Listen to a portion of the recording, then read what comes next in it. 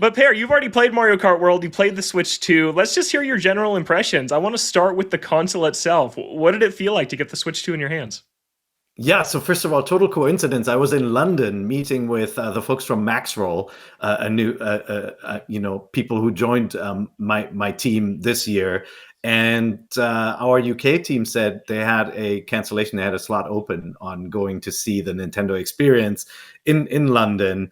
My impression was, I mean, first of all, I was super excited to go. I'm like, do I ever? Yeah. Of course. I got myself over there.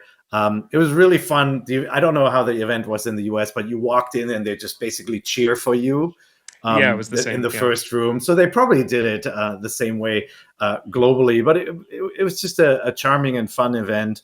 The one downside was setup issues. They make you play Mario Kart on baby mode without the ability to turn it off. And Mhm. so when you're trying to power slide, I don't know if you've ever turned on the little antenna in kid mode, which is it's wonderful for kids to not have to learn all the controls, but man, does it ever mess with your ability to just kind of, skid around corners the way you're used to, or make decisions without having Yeah. your wheels held, not your hands.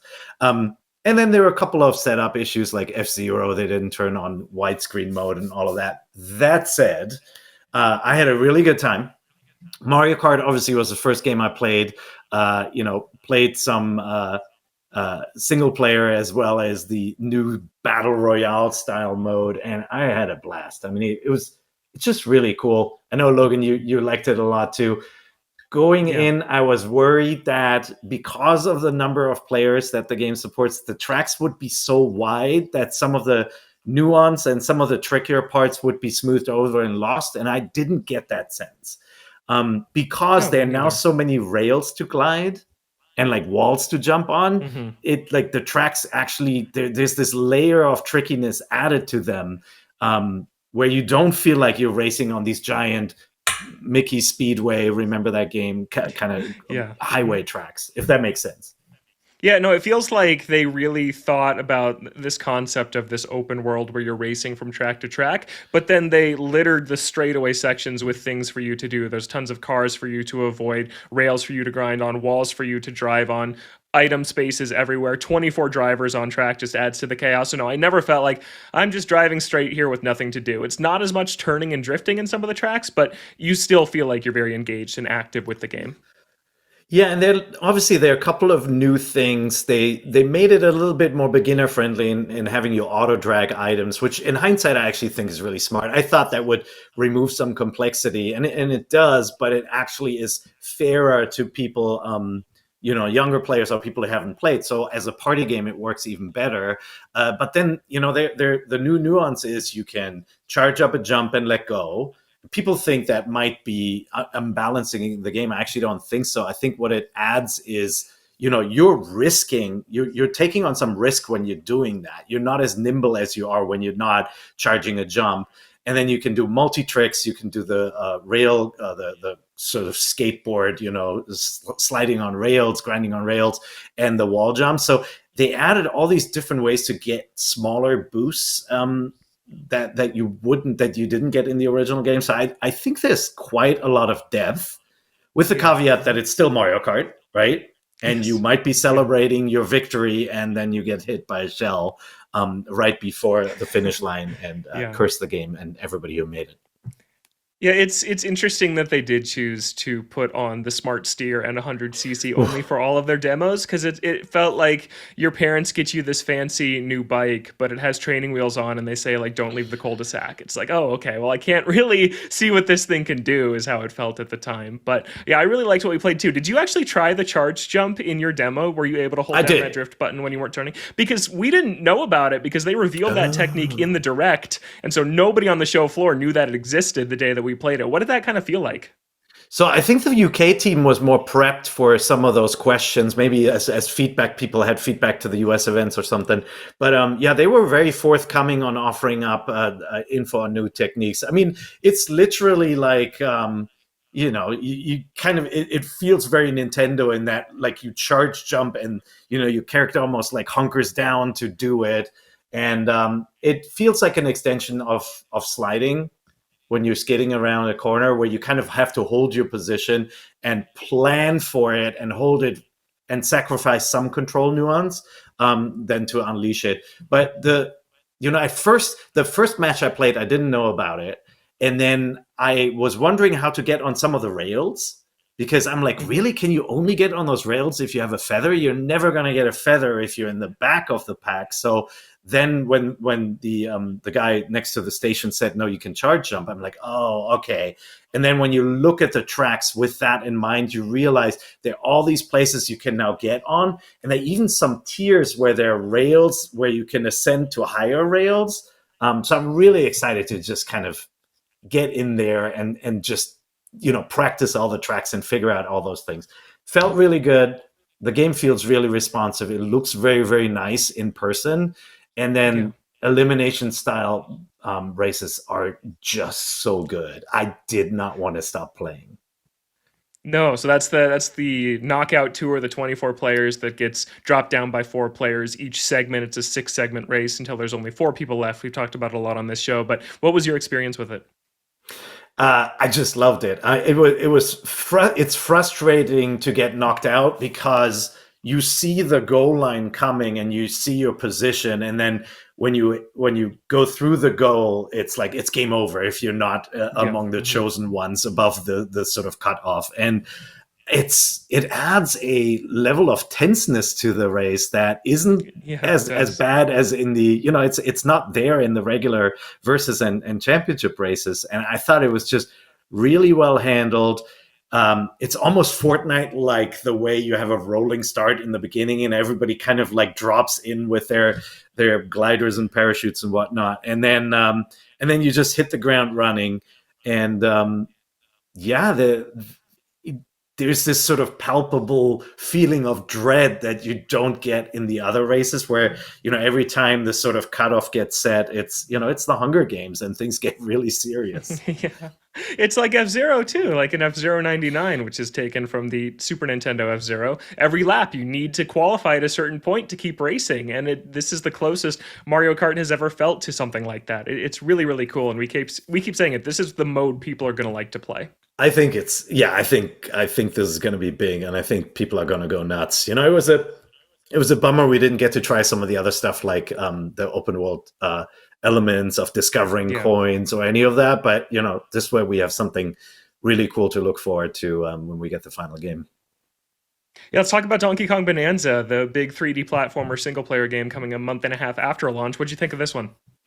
So full disclosure, I was really excited about it originally already when I saw it, just kind of based on the art style and how it looks differently. I don't mind that they changed DK's design either. I'm always Yeah. happy when they tinker and play with stuff. Just full disclosure. When Paper Mario was first shown, everybody freaked out and said, "We don't want that." And then now you play Paper Mario, you love that style. When Wind Waker Yeah. was shown, everybody freaked out over changes in character design and look and all of that. And like, we just know how this goes. I think you play this game, you're going to get used to what the character looks like. And I don't think it's a change for the worse. I think it's really funny. The animation is great. It reminds me a lot of Yeah. Luigi's Mansion and how, Next Level really kind of brought like just made the animation so much better. This one has so many different animation nuances and just kind of quirks to it. The game is really really fun. The bummer at these events is that the audio is low, so you can't get that sort of full impact. But I can imagine that the sort of smashing audio feedback will be really, really fun and just kind of addictive when you get to play the game. It's one of those games where it's just fun to mess things up, even though you don't have to. And that's a very Nintendo thing. If you think of even Mario 64, everybody ran around in the castle garden in the beginning and it just felt good. And then you go, yeah, yeah, Yahoo, yeah, yeah, Yahoo slide. And like you Yeah. develop Mhm. this sort of style on how to navigate the environments. And I feel like that's the sort of Nintendo game feel difference. This game has that, where you're not just going to run straight, you're going to be tossing stuff, sliding on stuff, writing things, breaking things the entire time. And I think that's just that feel is really good. It reminded me a Yeah, I little think bit so of too. And like Jungle Beat, a real you know? Real quick, I was going to say, Pear, my sound bar at my event was broken. It was too loud. They Oh, couldn't turn it down, so I was just being blasted by the sound effects of this game. It yeah. does sound great. It has that Nintendo sound design that you'd want from it. And it's just the it reminded me a little bit of a Rare game in that the dialogue, Yeah. the things the monkeys say is really funny. They, like he's almost a Donkey Kong is almost a star among the smaller chimps and stuff. And the writing in the game is very, very funny. At least, the localization is awesome. Hmm. And it is very pretty, very colorful. Reminds me more of Splatoon than of Donkey Kong Country in many ways, just the sort of overdrawn color schemes. And I know some people were talking about Mario Kart being muted in the way it looks. It has a little bit more of a realistic sheen and atmospheric look to it than the sort of Polaroid colors of the originals. This is that sort of crazy color schemes, very bright game. Has some Yeah. performance issues and some camera issues. I will say that, and you don't get a good sense for how important that is in the grand scheme, or what this game is going to feel like when you really explore it. When I started to play, the Nintendo person asked me if I had issues with motion sickness. I actually do with VR games. I get Hmm. motion sick. I didn't have any problems with this one, and I don't have problems generally with first-person shooters or anything. But apparently, that's a thing with this game because the camera is very active. You constantly swing it around, and it does run smoothly, buttery smooth in some areas, and it does drop frames in others. And so I don't know if any of that is affecting people's well-being there. But I had a really good time. I thought it was really fun. I got to the end of the demo where you find an exit from the level and was told, don't go in there yet, stay in it. Yeah. We obviously Hmm. didn't see any of the 2D sequences in it. It just feels good. It has that sort of Donkey Kong Jungle Beat pounding on the bongos feel to it that I really liked about that game, Donkey Konga as well, where like the interactions with the things are very visceral and visceral, and it just feels like DK is just punching the crap out of everything. And I yeah, I'm wondering what sort of puzzle design is in the game that really uses that sort of beat 'em up gameplay. Um, Obviously, you already saw it in the demo that he can't break certain things, but are there upgrade paths? Will he learn more? How does the Hmm. game change over time? Yeah, I'm interested in that too. And like, there's lots of theories right now. Like, we're seeing the different levels have a different like terrain sturdiness level, and so maybe Donkey Kong Yep. needs to level up with bananas how strong of a material he can punch straight through, or something like that. Yeah, and then the sort of the fully destructible nature of the levels, I think, is just really fun. Like your in-game map changes Yeah, as you beat the living daylights out of the levels in this case. yeah, I think that's really cool because it's one of those games where if you just want to have fun and engage in the action, it is a sort of roller coaster ridey game where you can move through it really fast. And I think speedrunners are going to have a ball with this. me But too. if you like to linger, you can actually take your time. It's not one of those games where a countdown timer is forcing you to, quickly get through the level, and you could conceivably destroy everything until just the studs are left and the metal parts are left. Yes. Yeah, I'm seeing a lot of mixed opinions on this game, and a lot of that is based on the Treehouse demos that they showed, and some of that is Yeah. because they spent a lot of one of the Treehouse demos just digging their own caves underground, and I think a lot of people saw that and kind of assumed that's what most of the game would be. My demo didn't look like that. I spent a lot of time on the surface breaking the walls that Hmm. were up there. There are platforming challenges to find on the surface, enemies to fight, things to do, hidden challenge rooms to uncover. There's a lot of very Mario-esque 3D platforming activities to do. So if you're worried this is just going to be like Minecraft when you're mining for diamonds and you're just going through an endless tunnel until something pops out. No, that's going to be a part of it if you want it, if you want to go for 100%. But I'm not worried about that from kind of someone who just wants to come in, explore, and beat the main game. They didn't really show much. Like now in this trailer, you're actually seeing more gameplay Yeah, variety than in the game, right? And it's in the actual demo that we played. So just the presence of the 2D challenges with the barrels, like we've seen, I did not see a single barrel that you can jump into and blast yourself off to somewhere. Did you see one I don't in think your I did demo? either. No, I don't See? think so. Yeah. And then there were already some there were some puzzles with picking up things and having to throw them to get to certain things. And yeah, I honestly think we haven't seen a ton of this game yet. This is one sequence where you look up all the way and you see this waterfall coming down from the sky, and you Yeah. realize that Donkey Kong actually fell from up there. And I think that to me, that's like one of those Zelda moments where you realize that height plays a huge is a huge factor in Hmm. this game too. I like honestly, I'm super excited for it. I get that it's different from past games, just like, if you look at the Wario franchise, Wario games are so different between the different flavors and game series you get Yeah. within that universe. And I think the same thing is happening here, where it's a departure, but it's one that makes sense, and then it harkens back to Jungle Beat and games where DK just punches stuff.